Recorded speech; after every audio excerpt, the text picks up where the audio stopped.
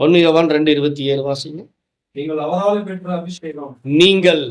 அவராலே பெற்ற அபிஷேகம் உங்களில் நிலைத்திருக்கிறது.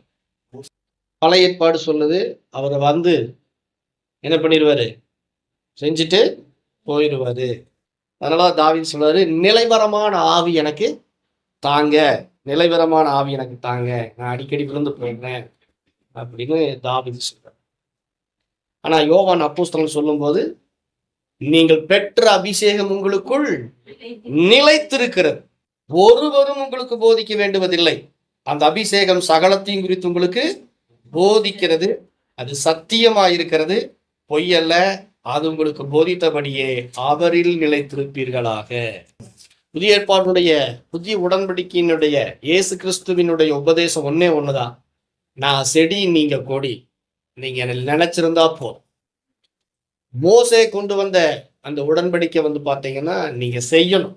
நீங்க என்ன பண்ணணும்? செய்யணும். இயேசு கொண்டு வந்த உடன்படிக்கை எங்கூட இணைஞ்சிருந்தா போதும். எங்கூட எது ஈஸி? கஷ்டப்பட்டு வேலை செய்யறது ஒரு ஒரு காரியம், ஈஸியா வர்றது. ஏசு சொல்றாரு, என் நுகம் மெதுவாயும் என் சுமை இலகுவாயும் இருக்கிறது. அவருடைய உபதேசம் அப்படித்தான். என் கூட இணைஞ்சிருந்தா போது நீ கனி கொடுக்க ஆரம்பிச்சு.